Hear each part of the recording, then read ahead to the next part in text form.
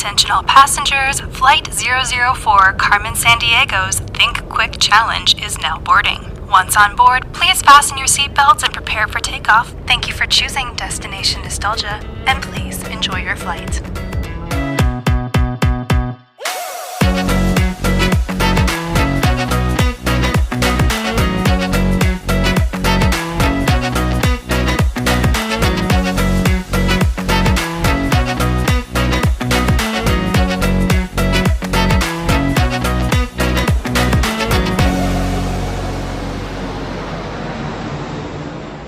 Welcome aboard all passengers. This is Destination Nostalgia, where we travel through pieces of media to see if they are as good as we remember.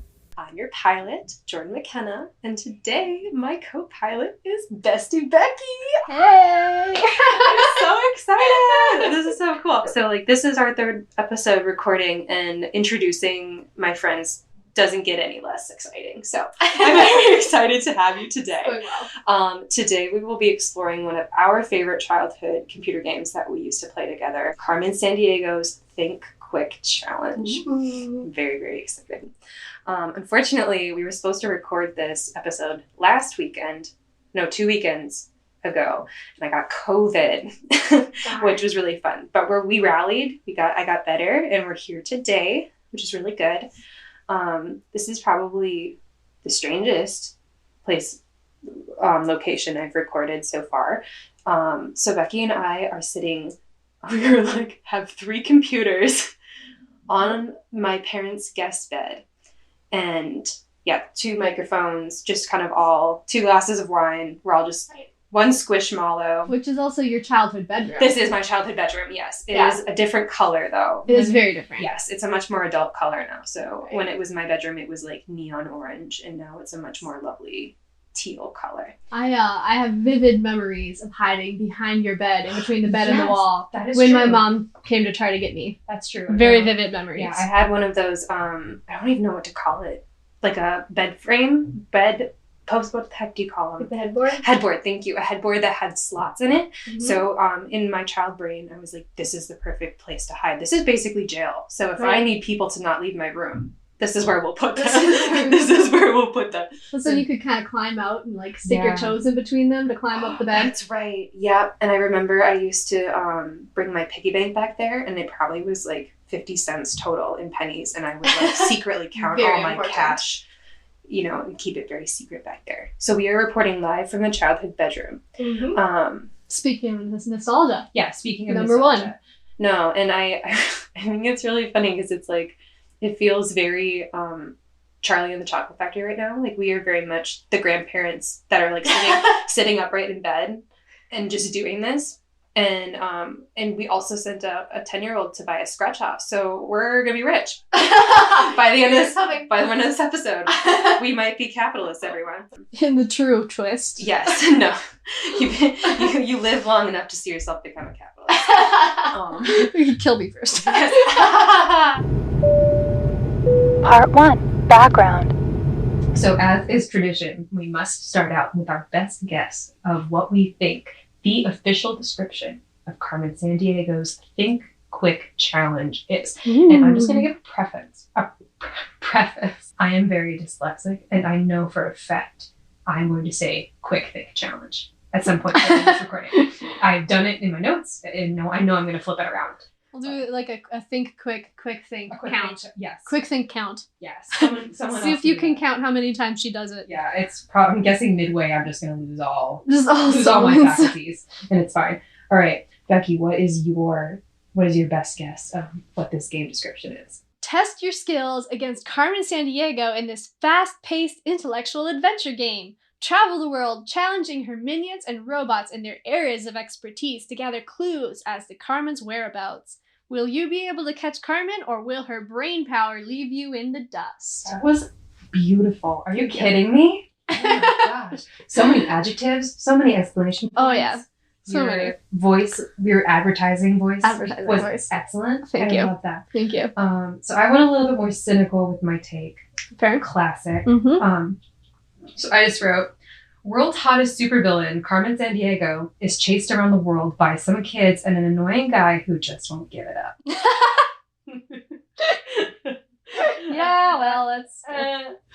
the short of it. I did like low-key want to be Carmen Sandiego.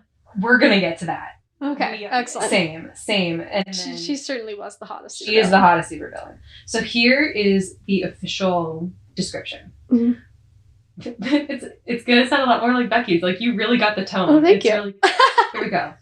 Outsmart Carmen Sandiego in a multiplayer challenge. Ooh. Carmen Sandiego has devised a revolutionary way to deter detectives, the vile knowledge robots, aka Nobots. Oh, that's right. Yeah, is it starting to flood back? Yep. Play with or against your friends to outsmart Carmen Sandiego's cohorts by engaging in a fast-paced challenge that expands your knowledge in a variety of subjects. Travel the world, outthink the Nobots, and capture the crooks. Ooh. Very good. So I forgot about Vile. Oh, Vile is excellent. It is. We have, when we get into part 3, we're going to do a whole breakdown of the dueling agencies and that's right. all of the people, because, I mean, there's some excellent world building in Carmen Sandiego. It's true. Very great acronyms for different agencies. Right. Right. It's a whole franchise. It is. No, it really is. I was very surprised. Speaking of franchise, let's do some background information. So Carmen Sandiego's ThinkQuick challenge was released by the Learning Company in June 1999. It is the 17th game in the Carmen Sandiego computer game franchise. However, it was the first game, Carmen Sandiego game, released by the Learning Company. So this was their debut game, and they knocked it out of the park. It sure did. Sure did. The ThinkQuick challenge is a trivia-style game for children aged 8 to 12. If you are American, that is aged 4th to 6th grade in terms of curriculum, and is the very first Carmen Sandiego game to offer a multiplayer option. All of the trivia questions in the game were written by teachers, which I thought was a really excellent that is cool. piece of trivia there, and it really shows. Yeah. There's some of these questions have very good senses of humor in it, and I thought it was really sweet that they involved teachers as well. Part 2, Memories. So Becky, what are your memories of this game? All right. So the big one is that noise. You knows exactly the noise I'm talking about. No, I'm so happy that you that your memories are so audible, because literally when I was taking notes for this game, I would write down when I was like, this sound effect. Because seriously, the sound effects in this game are excellent. They're so good. They're a massive part of my memories of this game too. Right. The big one, like when you buzz in to answer a trivia question, that noise. And then like that like sound and the little way that the avatar would move to hit it, you know? Super exaggerated. And then after you got it correct, how you could choose your own dance. Yes. That you would have them do. Yes. And there were some good ones, and then there were some dumb ones. And I was a dancer, so that was important to me. Yes. No, that doesn't surprise me that you remembered. So just a caveat for all listeners. The bi energy that will be present Strong. in this from me will be outrageous. So pretty much, I mean, I had a suspicion, but playing this again as an adult really confirmed it. Carmen Sandiego was absolutely my first lady crush. And a great one. A very good one. A very great lady crush. Yeah. To start off, I don't normally do awards this early on, but I mean, it's Carmen and we have to do it. Sure. So I was trying to think of how to describe or categorize a fictional/digital lady crush. So I don't know if you know, so during like early 2022, when like the stupid crypto NFT craze was going on, there was like all of these, everybody was scamming. It was the time to scam. Everybody came out with some silly NFT. And the one that made me laugh the most was somebody came out with NFT girlfriends, which is like problematic on a lot of reasons. The main one being that you could own your girlfriend.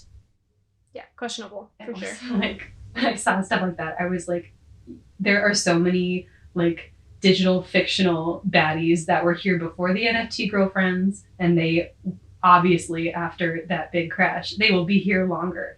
So I am going to award Carmen the NFT girlfriend award, because she is the original, very important NFT girlfriend, digital baddie. Yes, and I think she's better than all those ladies by a mile. And I know some of you are worried, hey, Jordan, what about the digital boyfriends? Don't worry. I have no doubt sometime in this show that we will have an award for digital boyfriend as well, because I had my digital boyfriend crushes too. But Carmen is the original, and so she gets the very first NFT girlfriend award.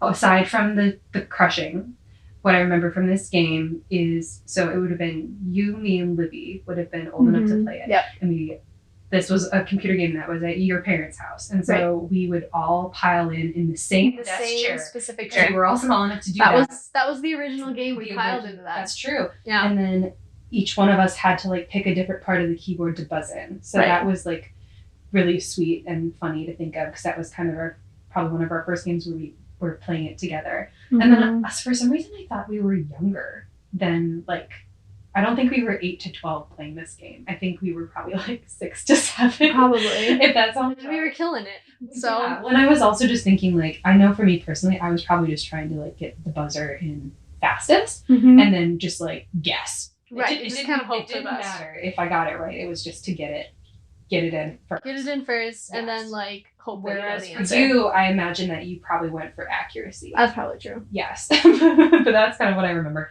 And then of course, this is just random, but I can't not include it. I also have a very millennial track record of Carmen Sandiego being my backup Halloween costume. Oh, I wanted her to be here for so long. Yes. So my very first Carmen Sandiego Halloween costume was in high school. It was a bit of a disaster. I don't remember that. I did have a red fedora, and that's when I was like, I can do this. I found a red fedora at Target because it was that time. It was like 2010. Oh my God, there were red fedoras. Sure were. Yeah, and I think I went to Party City and I tried to find a brown wig and I couldn't find one, but there was a black wig. So I bought a black wig, and I didn't know how to fill in my eyebrows at this point. And so I literally just took a black eyeliner and like did 2 arches. 2 arches on my eyebrows. And it looked terrible. Did not do Miss Carmen justice.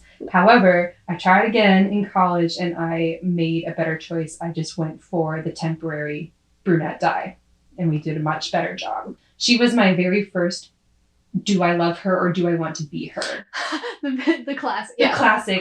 Do I love her? Do I want to be her? And I did that very literally with the Halloween costumes. She was like, the hero to us. Absolutely. No, she was like a fantastic, well, I mean, like she's a villain, which is so funny. Right. But I definitely thought of her as like this completely badass role model and smarter than everybody, Mm-hmm. very cunning, good at problem solving, and would much rather be her than be that head agent dude. Oh, don't even get me started. Yeah, he's a dummy. He's dumb. So yeah, Carmen is aspirational for sure. For sure.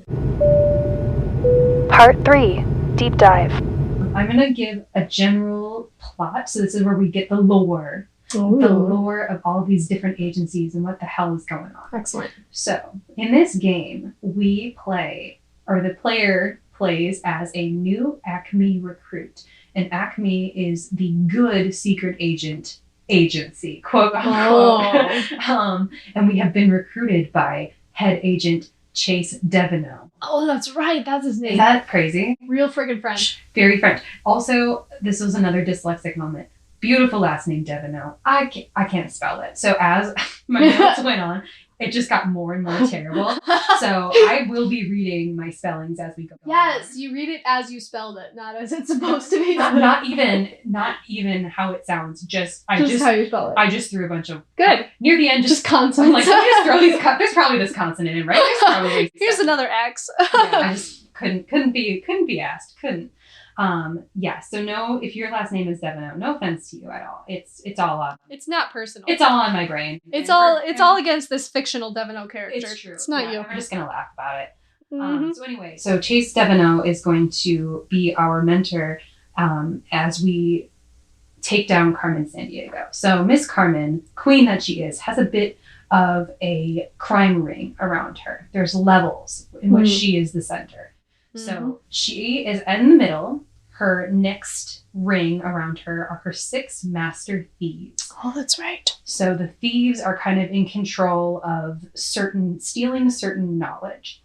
And each of the master thieves has have robots to do their bidding, which are called no-bots because we have to have puns in educational games. Right. So Miss Carmen has this master plan. We don't know what it is.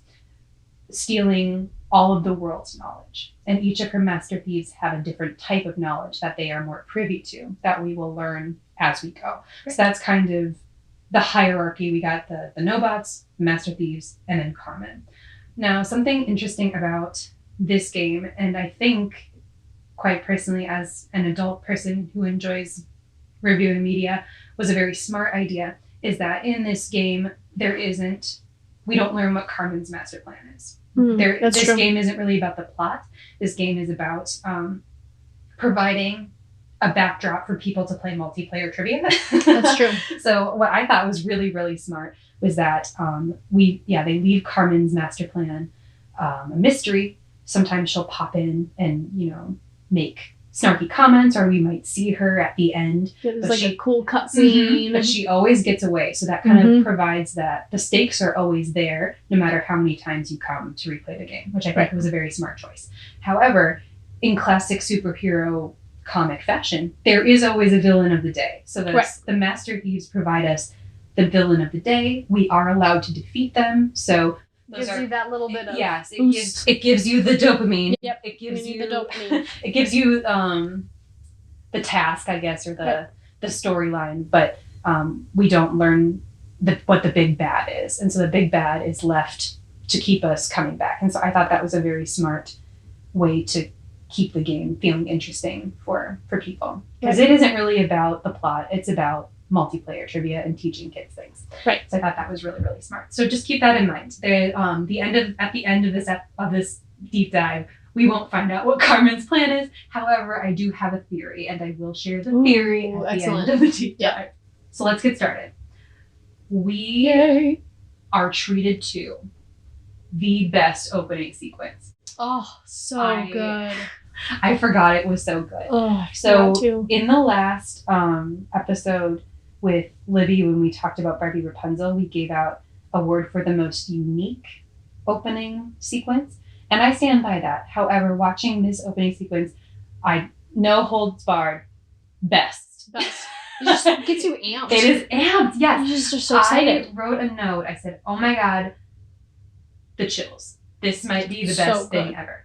And this is a little bit of a tangent, but I had tried to play another Carmen Sandiego game because it was the only one that was available to play. Mm-hmm.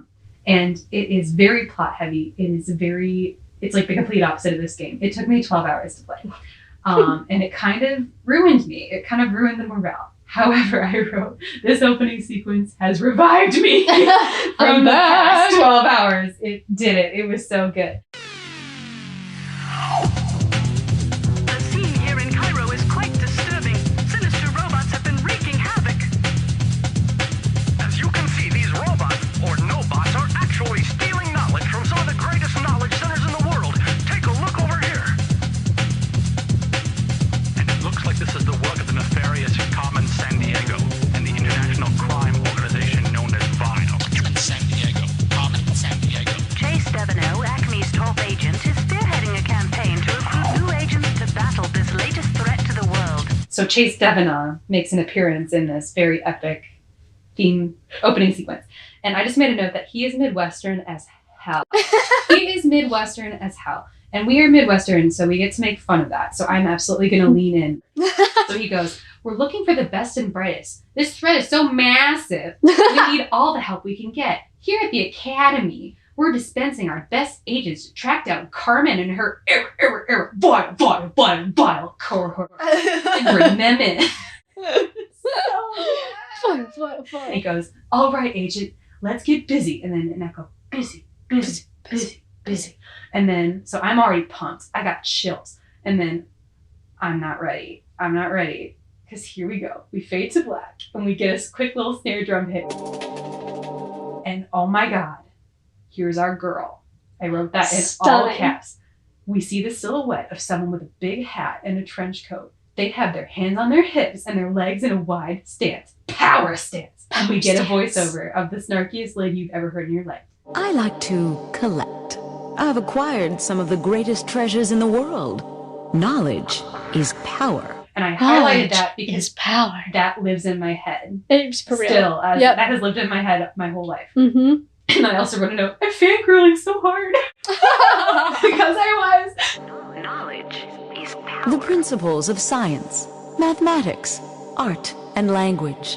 These are the keys to unlocking the secrets of the universe. With my new fleet of Nobots and my specially trained master thieves, no one will be able to stop me, not even Acme. And then, oh my god, she's in an 80s supervillain chair.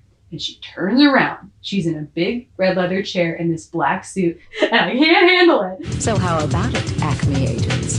Think you're up for the challenge? Catch me if you can. Oh, yeah, I'll insert it because I can't do it. But oh, it is so good. And that is The best. the beginning. We've just So started and we've gotten everything. So we see the title, Carmen Sandiego's ThinkQuick Challenge. So I wrote a note. This is the gold standards of opening sequences. Give this an Oscar. Only a minute 52 in, and the dopamine has arrived. It's good. I also wrote, I didn't realize until now this opening sequence probably had a massive impact on who I am as a person. And that they didn't have to go this hard. So absolutely well-deserved. Best opening sequence. And we shall see as we go forward in this show if there's anything else that can match this bar of excellence. Right. So we are new Acme recruits. We start off at Acme Academy.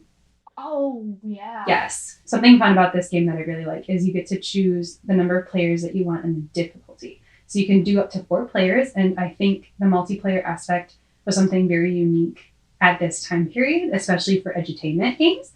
Super, super fun. And you also get to choose your colors. You can do red, blue, green, and yellow. And each one had a different color combination of like features, hair color, skin tone, etc. Like, yeah.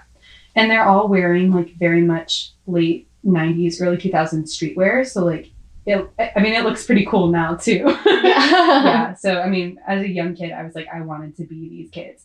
Specifically the girl with the long hair with the crop sweatshirt and the baggy jeans. I wanted to be her. Each of the kids, these children has a different catchphrase. So when you get something right, they'll say something that a very cool 90s kid would say. Right. So my favorite girl, she would go, "Ooh, I'm good." That's right. And I wanted to be her. And that still lives in my head. I can still hear it. "Ooh, I'm good." So not only would these kids have their own catchphrase, they would also have a very special dance move for when they got things right.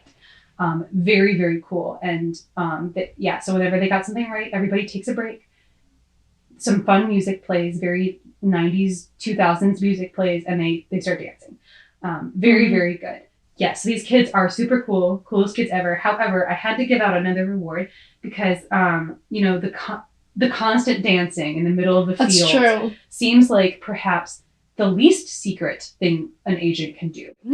So even though they are the coolest kids ever, I am going to give them the least secret agent award because the dancing, I think, would give you away in the field. Definitely. However, I still want to beat them. Chase Devenaugh, our guy. Oh my gosh, my spelling errors have already started. I call him Chase Devereaux. Yes. So Chase Devereaux. Devereaux welcomes the new recruits to the Acme Academy. He says, "I've been needing some new blood around here. You've been called here to Acme Academy because you resent some of Sorry, Freudian slip. I'm not a fan of Devereaux. All right, because you represent some of our finest agents. You're the best people. We've got some serious work ahead. Carmen Sandiego is up to her old tricks, or rather, some new tricks, and we've got to stop her." So this is kind of like a high-tech PowerPoint presentation. This is something that I really loved, and honestly, playing it again now in 2023 still feels very like retro futurism, where they have this like TV screen that will shrink and get larger, and it will kind of follow the agents around, and it feels very like, I don't know, super cool, and feels very much of the time of like, this is what people thought super cool spy gear would look like. And I love it. So it's basically a glorified PowerPoint, but it looks really cool. Right. And he shows this picture of Carmen. She's giving an over the shoulder dramatic look, and she's in front of the Coliseum. And I just wrote, she's so beautiful. Chase lets us know that Carmen has assembled a crew of 6 master thieves to steal crucial types of knowledge from around the planet. And then he tells us about the Nobots, that we will have to track down the Nobots and, quote, disable them with quick thinking, aka trivia. Trivia, yeah. And then once we defeat the robots, we will gather the clues to enter the thief hideouts. And once we are inside, we can recover the stolen knowledge.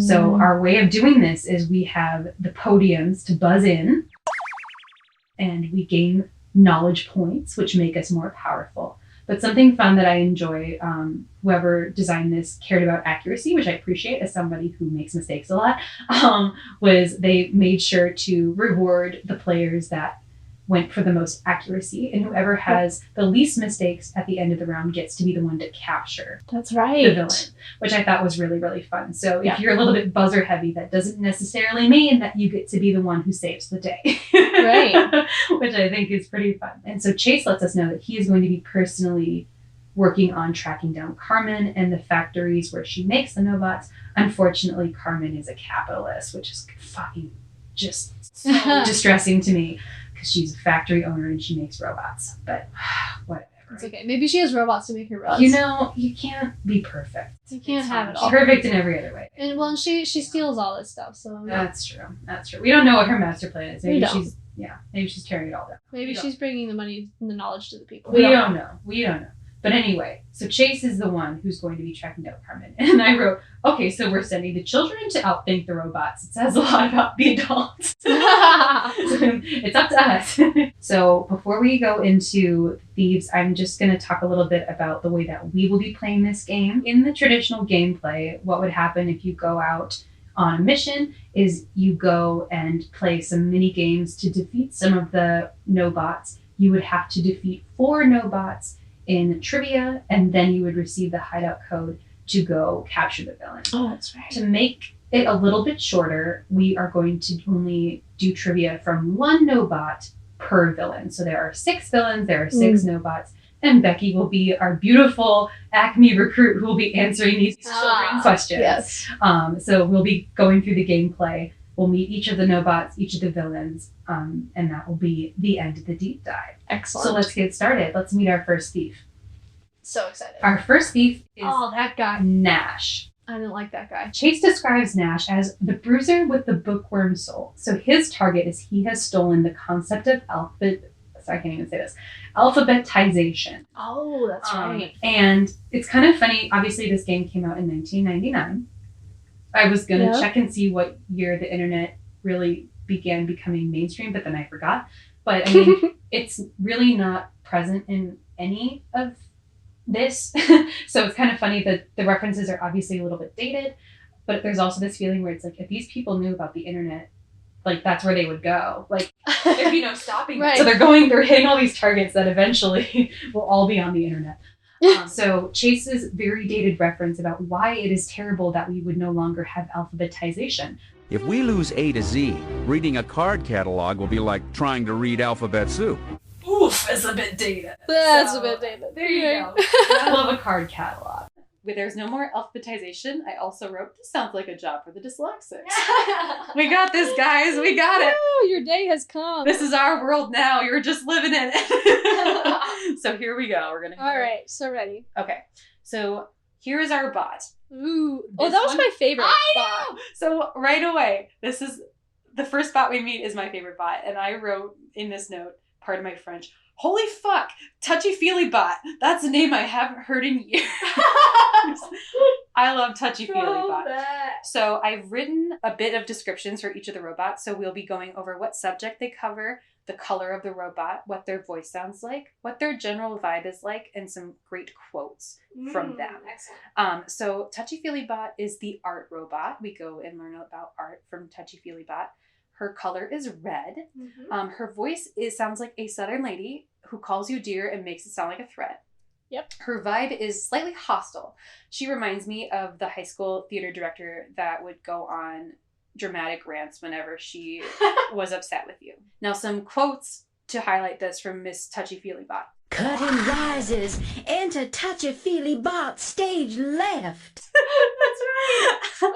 And the even more dramatic one, this is when we finally defeat Touchy Feely Bot. So she's actively dying, and this is what she has to say.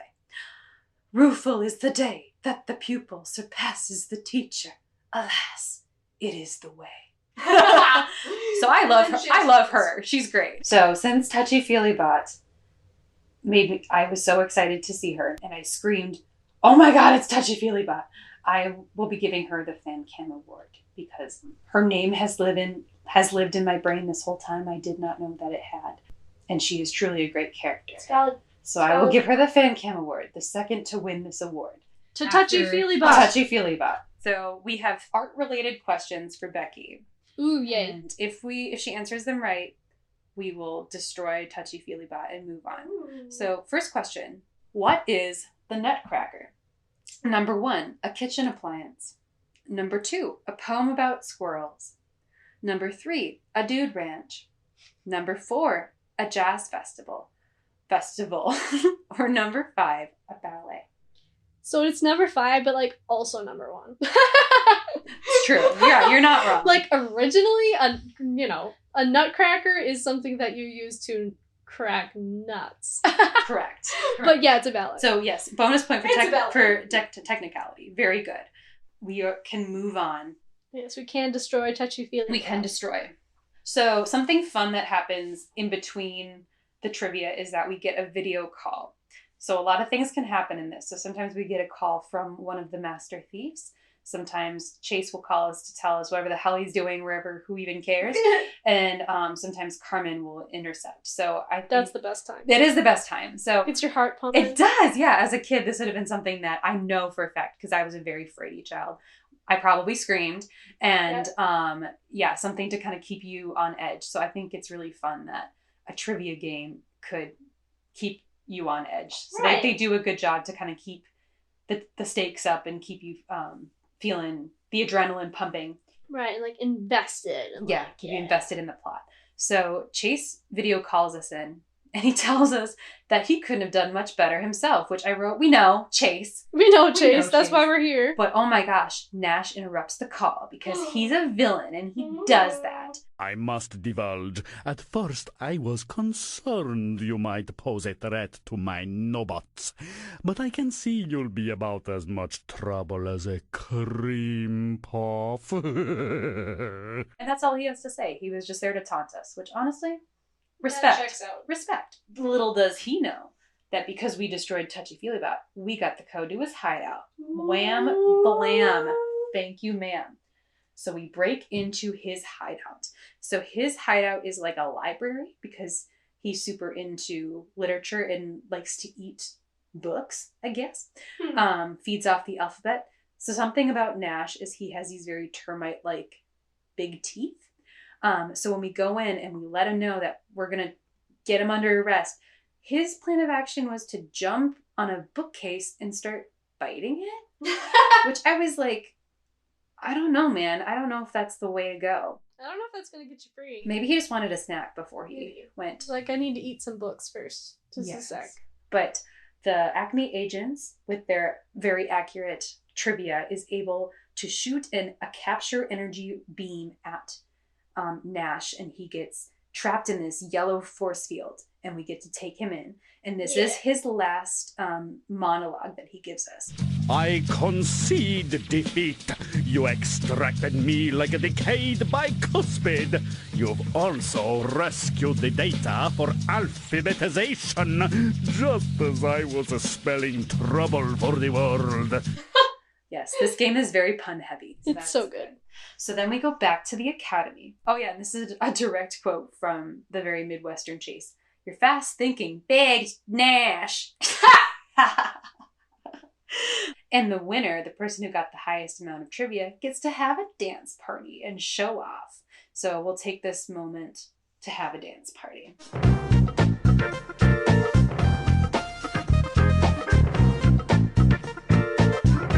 All right, so that's one master thief down. Number 2, Madame Lazard. Oh, she's real creepy. She was real creepy. So this is what Chase has to say about Madame Lazard. Madame Lazard is scarfing up radio waves to improve reception from her home world. Make her stop before all the bandwidth is used up and radio stations are stuck with static. Oh, no. Again, a bit of a dated problem. Maybe just use Wi-Fi. I don't know, but that's okay. So let's meet our next bot. So this is Halliebot. Oh, that's right. I love Second favorite. I love Halliebot. So Halliebot's subject is science. Her color is magenta. Her voice sounds like if Amazon Alexa just spit out all of the nature documentaries that she has probably listened to while living in my parents' home. That's probably what she's reporting back to the Amazon headquarters. That is what Halliebot is. And her vibe is just neutral. Like, she couldn't give less of a shit. But she is here. She's doing her job. Her voice is very flat, and I love that, which make her quotes very excellent. So she'll say things like, You are accurate, Blue. She also talks smack in a very level voice. So she'll be like, You will now be outclassed in the arena of science. If you make a poor choice, you can say, That was an unfortunate choice, Blue. And my favorite one, which I think I might put on my Tinder bio, so human, so incorrect. So I love Halliebot. She's excellent. So it's time for some science questions. Are you ready, Becky? So ready. Okay. This one is a bit topical, Halliebot, but I thought it was funny. And so Halliebot lets us know the things that limit a population size are called limiting factors. Which is a limiting factor? Number 1, stars. Number 2, video game usage. Number 3, candy supplies. Number 4, schools. Or number 5, disease. I wonder. Disease. No, and then she makes it work. She really twists the knife. She goes, Did you know that one disease can actually wipe out an entire population? Too soon. Too soon, Halliebot. Too soon. I know So, it's 1999. With that, we're going to fry that bot. So yeah, we do extract the code, but before we can leave for the hideout, we get another video call. Now this one is interesting. The Acme TV lets us know that this was actually intercepted from Vile. So this is a conversation between Carmen and Madame Lazard. Houston, we have a problem. There are Acme agents on my event horizon. I am in need of criminal assistance. Houston, over. Now, Madame Lazard, don't shed your skin. I'll be there soon. And stop calling me Houston. Oh, yes. Pardon me, Madame Carmen. I am most distressing. Acme is eliminating all of my delicious nobots. You hang in there, Lazard. I'll arrive to pick up your loot in no time. And then it ends, and I go, What's the loot? What's the loot? So, another important thing to notice during the call, Madame Lazard's tongue turns into a lizard tongue and flicks out in the middle. And I know as a kid, I probably was like, Wah! Yeah, it was pretty gross. Because as an adult, I was like, Wah! So we go to the hideout, and in the hideout, we see Madame Lazard and Carmen. And Carmen is telling Madame Lazard, the performance is truly out of this world, Madame Lazard. After I've downloaded the knowledge you've gathered, I'll... And then she notices we're there and alarms start to go off. But before we continue this dramatic dialogue, I wanted to ask you, as somebody who works with data, how annoying is this for you? After I've downloaded the knowledge, hello? She's like, yes, you can just download all knowledge, correct? Yes. Yeah, that's how that works. That's how that works. Oh, and then she notices us and she goes, Chase seems to have done a good job training you. You may have foiled my plans this time, but you've come nowhere near to stopping me. I'll catch up with you later, Lazard. And then Carmen touches her watch and a golden portal opens up and she hops in, which is a very interesting theory of how perhaps she can be anywhere in the world at any time. That'll do it. Now, meanwhile, Lazard's freaking out. She sheds her human skin to reveal an alien with a big old brain coming out of her head. She summons, it's a little disturbing. She summons a flying saucer, but before she can beam up into it, we capture her. That's and right. she also has like an alien voice now. I guess, which I was grateful for because I was a little bit worried that they were like, are they insinuating that French people are aliens? So no, that was just for fun. You have defeated my Nobot devices and exposed my true identity. Knowledge of radio waves is back in your hands before I could send a message to my home world. But I am prepared for a close encounter in jail. So then we go back to Acme and we have another dance party.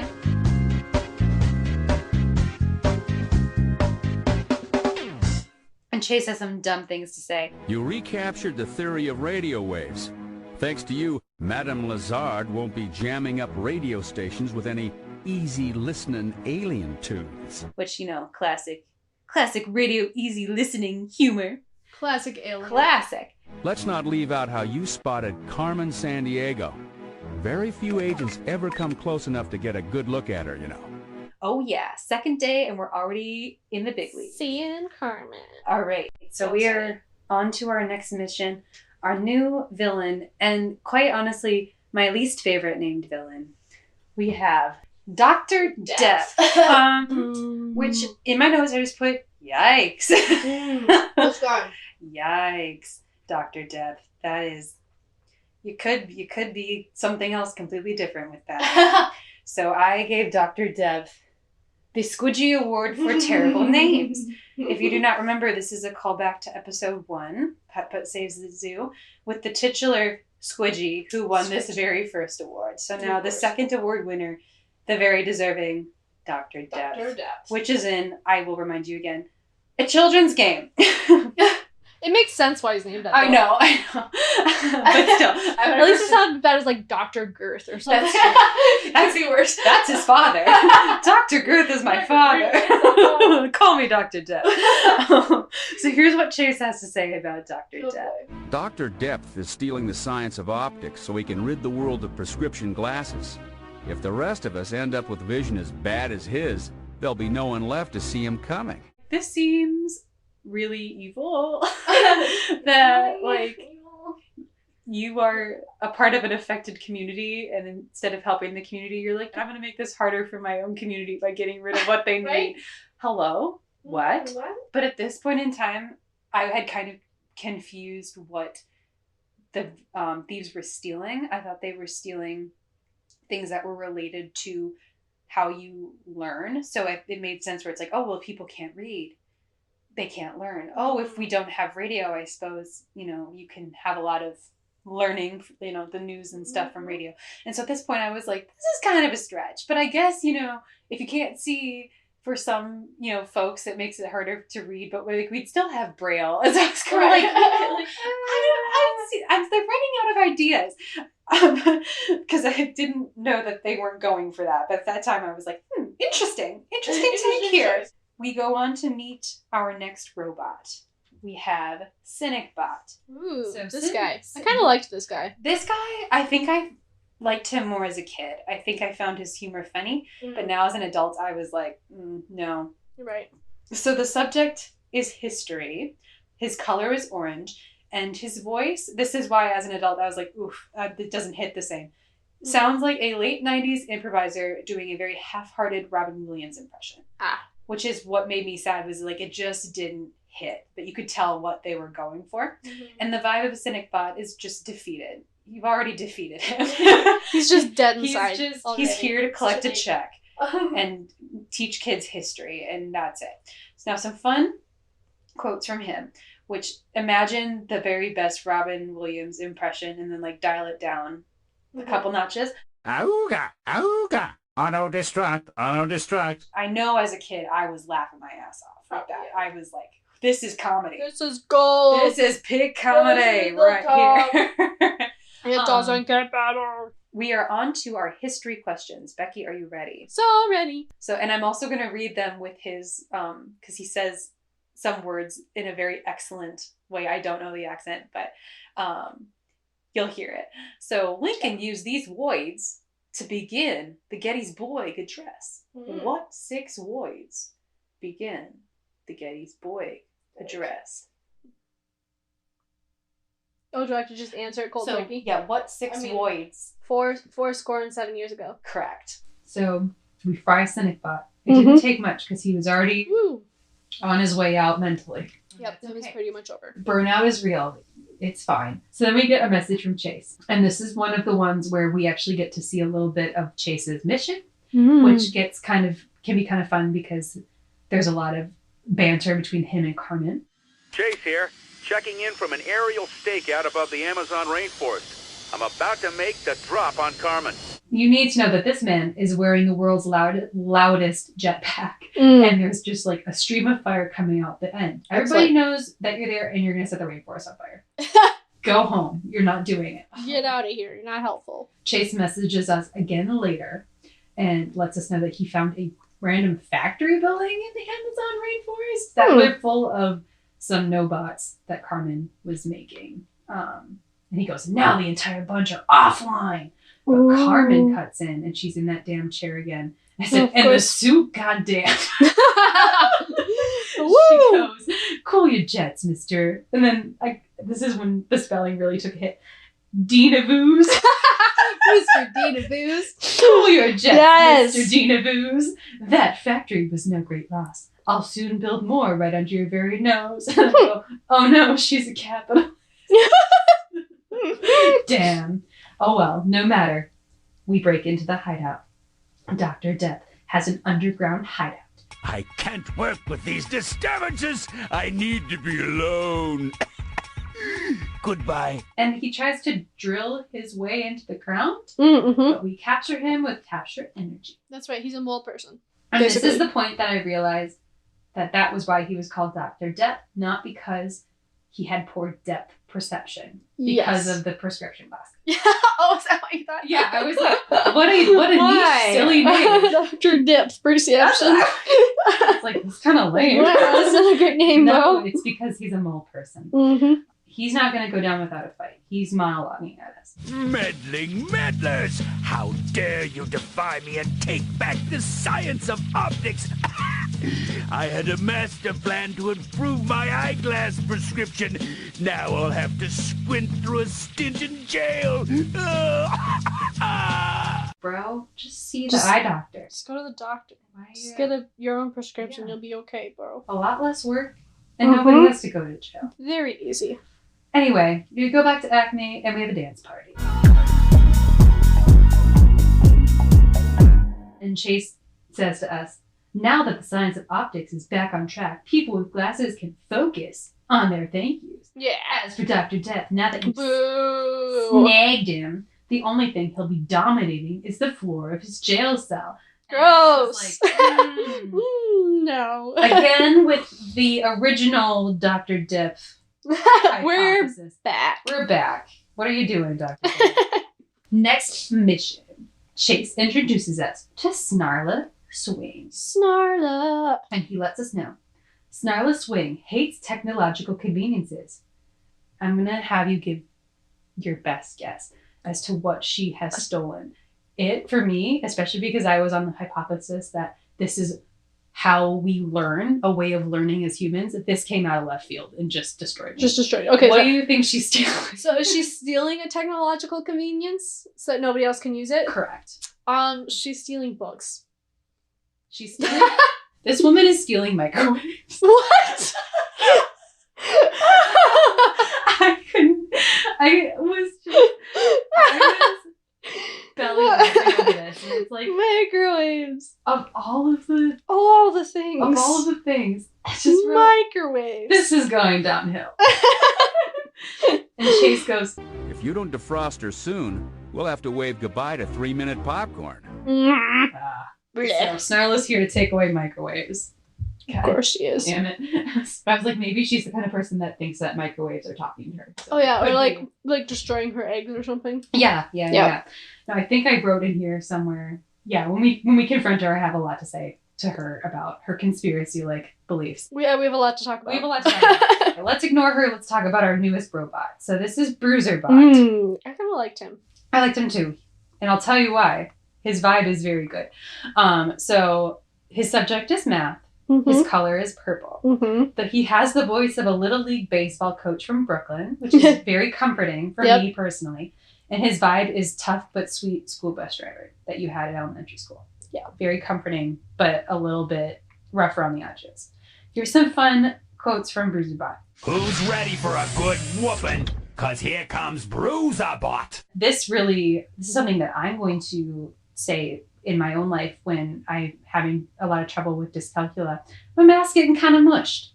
My math's getting kind of mushed because that is how it feels. Yeah. And I also really appreciated that they gave Bruiserbot the math subject. It felt very affirming that it's like, yes, I do feel beat up by math a lot. So thank you, Bruiserbot. Thank you, Bruiserbot. All right, so we got our math questions. These are math questions that even I could do. So here we go. Number 1. Excellent. Choose the odd number. Oh no. Oh no. Number 1. Oh boy. 94. Oh. Number 2. 18. Mm-hmm. Number 3. 15. Oh. Number 4. 50. Number 5. 10. Which one's the odd number? The one that's odd. 15. Thank you. Thank you. Yes, you're right. We got the code. Good work. Yeah. Chase arrives on the video call to congratulate us, but we're interrupted by Snarla. Ooh. So I hear you're after me. I'm afraid I'm too far off the beaten path for you. You'll never find me. We get it, you're a prepper! Oh my god! Isn't she like Australian or something? No, she's not. No? She's Weird. very American. I would have expected her to be Australian. Yeah. She looks Australian. That would have been cool, but she wasn't. She just sounds like some random chick that it's in a gas station in the Midwest who's telling you all about her prepping. Cool. All right. So we go to her hideout, which is interesting. So she seems to have infiltrated some sort of ancient tomb, which, like, come on, Snarla, be cool. Yeah, stop it. Get yourself a cabin. You don't need to be desecrating sacred places. Yeah. Anyway, so she's talking to Nash on the video call, which I don't know how she's doing because he's in jail. But she had just stolen the what? Hello? And she turns around. She goes, looks like Acme agents have hunted me down. Nice to see you. But I have to make like a vine and swing on out of here. And she truly continues on her track as the worst villain. This woman pulls out a rope and is just going to lasso her way out of this situation. We capture her first. So I wrote a note that said, how's that primitive technology working out for you? The microwaves aren't looking so bad now, are they? Yeah. Get a rope. Yeah, I was like, good superpower, a rope. Wow. And she goes, looks like she has one of the best closing monologues. She goes, looks like I've been snared, and you've defrosted my hold on the science of microwaves. Yes. I was like, fuck me, that's funny. That's pretty good. That's hilarious. That's good. All right, so this little joker is going to jail. Here we go. Number 5. I need to take a drink. Okay. Count Hypno. Hypnopotamus. So we get to meet Count Hypno. I'm a fan. He's pretty cool. I'm a fan of this guy. I know for a fact he would have terrified me as a child. Because I would have thought he was a real vampire. Right. But as an adult, he's clearly my favorite. Right. So Chase says probably one of the best combination of words I've ever heard in my life to describe Count Hypno. So he goes, Count Hypno, the techno-gothic hypnotist, which... That's amazing. Yes. Yes. Yes to all of that. This is excellent. He is... Most wonderful. Yes. The techno-gothic hypnotist is putting the whammy on harmony. If you don't stop him, harmonious music will hit a serious sour note, and the only music left will be Hypno's techno tunes. Ooh, my ears hurt just thinking about it. So it's time to meet our next robot. We have Dimbot. Oh, this His guy. subject I like this is guy. English. His color is blue. His voice is the classic nervous voice. Think nervous from Inside Out. The vibe, he is giving me a college English major who is out of touch with his feelings but will destroy yours. So I have some questions. Which book deals with a family whose members are immortal? Number 1, Twilight. Yep. Number 2, Twilight. Yep. Number 3, Twilight.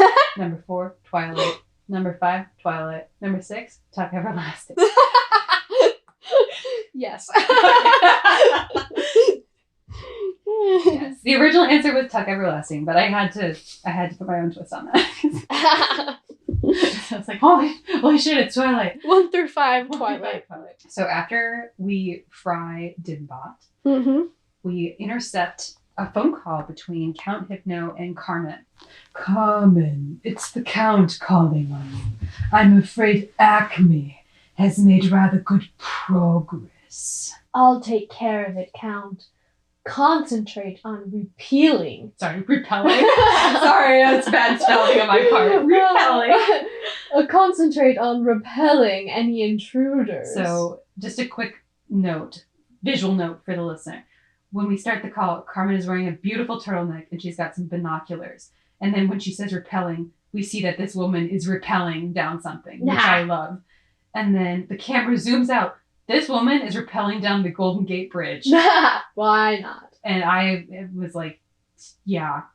Awooga. Awooga. Auto-destruct. For me personally. And she closes out the conversation by saying, I'll drop by before you know it. So we are at the hideout. This is my favorite hideout. Woo! So it looks like a vampire disco nightclub. And honestly, why does this man need to do crime? He could just own He could just live there. This beautiful nightclub that I want to go to. Carmen's there. I guess she was able to make it from the Golden Gate Bridge to this place very quickly. I've seen this in this setting in my head when I was reading another book. I love that. Yeah, I mean, like an adaptation of it, but yeah, basically it looks like that. I love this. It has stuck in your brain. That's really good. Yeah, subconsciously. I've seen this before. Where have I seen Where this? have I seen Oh yeah, in my mind. Every one of us has gone to the disco vampire nightclub in our dreams. It's true. So Carmen is saying, my hypnotic henchman, now just let me download this data. Of course. Very vague. All the data. All the data right now. And the alarms go off, and Hypno goes, Acme agents, how tiresome. And Carmen turns around. I do love feisty opposition. You've recovered some knowledge this time, but next time, luck won't be on your side. And she jumps out of the golden portal. Dr. Hypno raises into the air with disco particles flying around him, which is excellent. And again, this man should just run a club. He would kill it. He would do such a good job. But we energy trap him, which is disappointing. Oh, insufferable heroism. Again, that's going on the Tinder bio. Insufferable heroism. Insufferable heroism. You've put my nobots to shame and recovered harmony. My plans are in complete discord, but don't gloat. When Carmen hears about this, you'll be the one singing off-key. My dude, she straight up hopped out of here. She left She's you. gone. She does not care about you. So there's that. And we go back to Acme and we have our 5th dance party. Had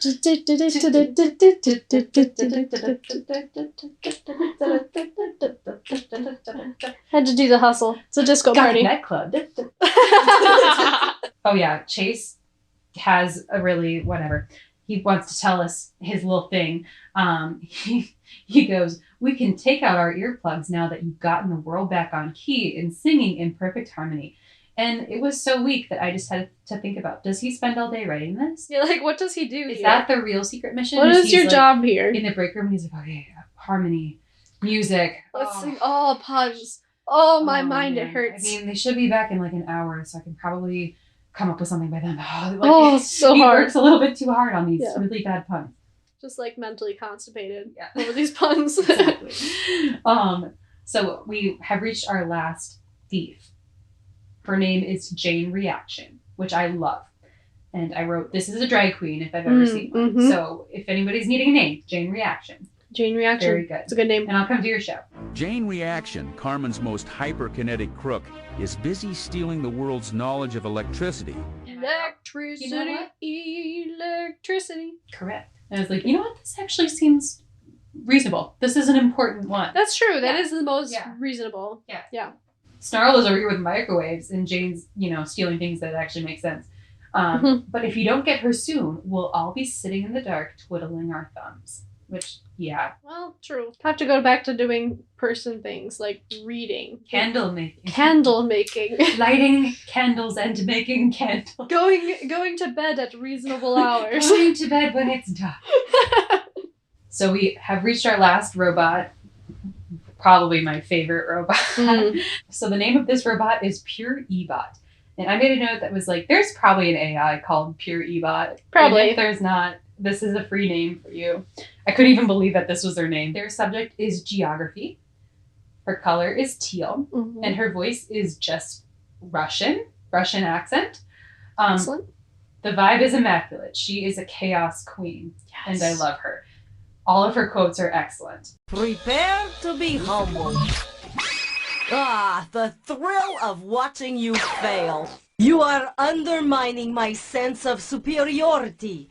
It is not appreciated. So for Pure Ebot, who already has the name, has a sassy personality, I'm going to give her the Is This AI award because she's basically already there. We have some geography questions. Ooh, I'm bad at this. Sounds good. It's okay, you can do it. So the world's highest waterfall, Angel Falls, is found on what continent? Number 1, Africa. South America. Number 2, Africa. Number 3, Antarctica. Number 4, North America. Number 5, Big Drop Land. Or Yes. number 6, Asia. Africa. I actually thought it was Africa too, but it is in South America. Oh, It is I'm in thinking of Venezuela. I'm thinking of Victoria That's Falls. what I was thinking too. Yeah. But it's not. It's Angel Falls in Venezuela.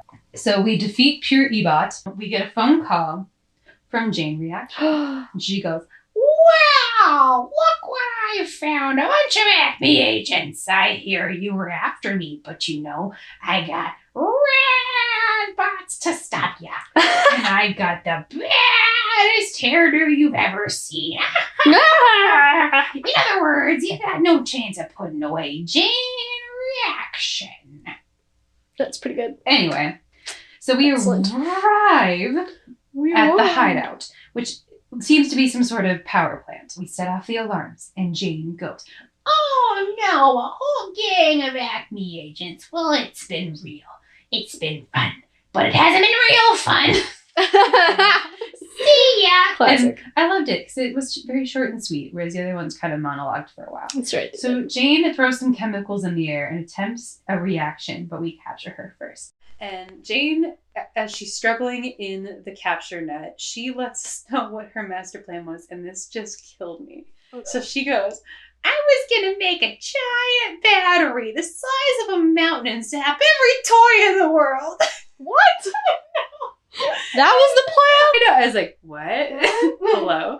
It's like, I don't know what Carmen told you, but that's not what we're doing. We're supposed to just be. So she had a side plan where she really wanted to make a battery and zap every toy. She's going off the book. She's going off book. It's like, what the?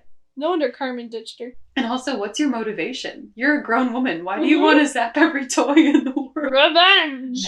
Madam.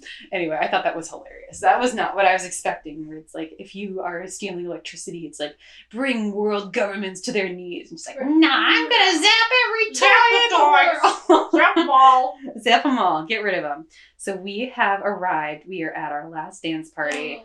Hell yeah. This game goes on for a while, so there's a lot of different types of knowledge that they can steal. And then this is also where I really realized, it's not about how someone attains knowledge. It is just knowledge in general. So here is all of the types of knowledge that all the villains will try to steal throughout this game. Orthodontics, the theory of relativity, steal, phones, artistic perspective, the concept, the periodic table of elements, ballpoint pens, x-rays, gears, clocks, rhythm, nuclear energy. Again, that makes sense. That's scary. Yes. Matches. Matches. Aerodynamics, sonar, computer chips, fluorescent lights, which honestly just take them. I don't want them. Over it. Vulcanization, which Chase explains to us is how you make very durable rubber. The Pythagorean theorem, wheels, poetry, plastic, which, okay, here's the thing. So Snarla goes off on the plastic, and honestly, good for her. I was like, you go, queen. Please rid the world of plastic. And if we could have an alternative to plastic, that'd be great. I think I was like, okay, I'm on her side. Microwaves, no. Plastic, yes. That makes sense to me. And then lasers, of course. Now, naturally, Chase being Chase, of course, has to make some pretty stupid intro and outro to each of these things. and I found the worst one. I couldn't even believe it.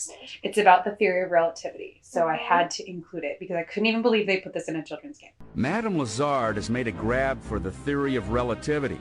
If you don't recover it soon, our best physicists will think relativity has something to do with their in-laws. And then once you nab the villain, he goes, now physicists can stop experimenting on their relatives and get back to science. Oh no. Hey, Chase. What the fuck? What is that? Chase, I have some Chase. questions. Hey, bud. Maybe don't say Maybe that. no. Maybe go back to the drawing board on that joke. So the worst joke award goes to Chase because stop it. And joke with a question mark because we're not sure if it actually is a joke. Worst joke? Is it a joke? Award? Yeah. Chase, you're my boss. Chase. Please stop trying to be my friend and making creepy jokes about my relatives. And then that's the end. So my theory of what Carmen is taking all this data for is that she's actually creating the internet. Because we see earlier in the amazing intro where the Nobots appear to be scanning physical copies of knowledge, such as books, monuments, physical concepts of things. Yep. And all we know is that they're turning them into, quote, data. Very vague. So I think Carmen is creating the internet, which is unfortunate because, nowadays in 2020, she would probably be a tech giant. So not only is she a factory owner, she's also probably at the beginning of a tech giant. It seems like she wasn't intending to share it, right? No. Because she was Maybe like, she's worse. right. Maybe she's worse. She was like scanning the data and like the words were disappearing off pages. So it was like she was like taking all She was of it. hoarding it. Yeah. So it's like an internet, but she finds no value in selling personal data, so she's just keeping everything for herself. Which is kind of nice. I mean, then we would in get a less way. spam calls. I suppose. That'd be nice. Yeah. So there's a bright side to everything. Part 4 Awards.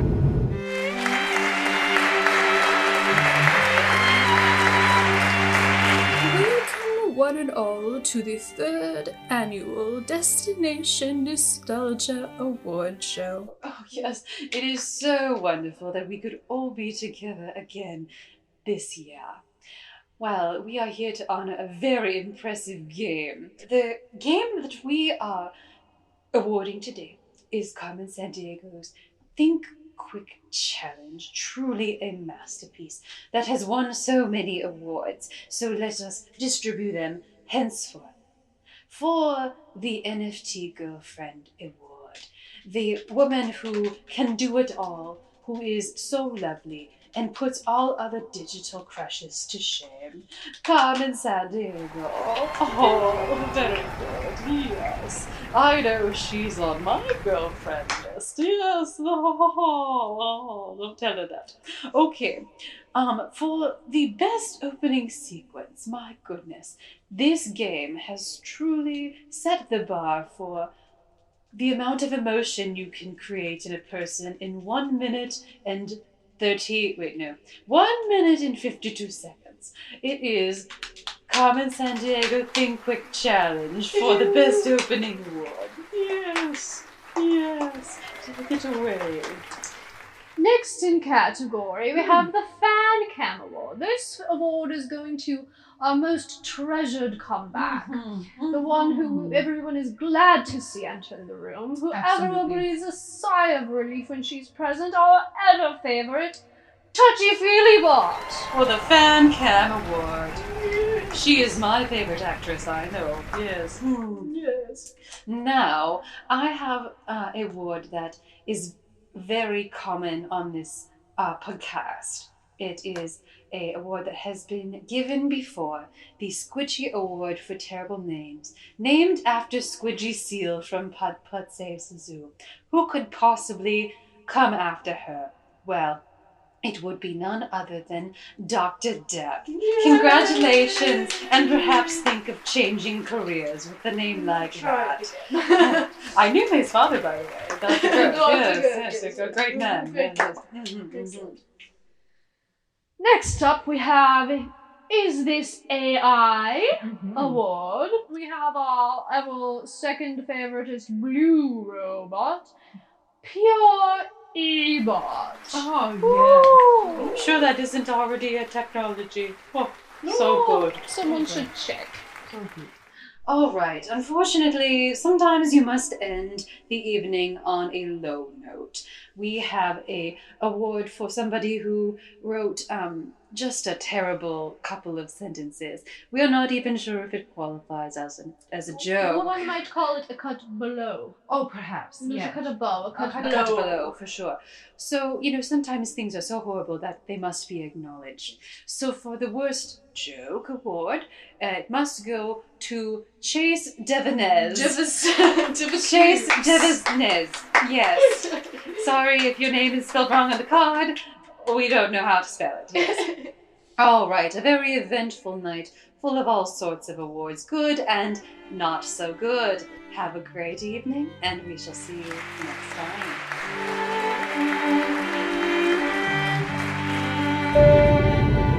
Attention all passengers, we are now preparing for landing. For your safety and the safety of those around you, please subscribe to this podcast. From all of us here at Destination Nostalgia, thank you for flying with us today. We hope to travel again with you very soon.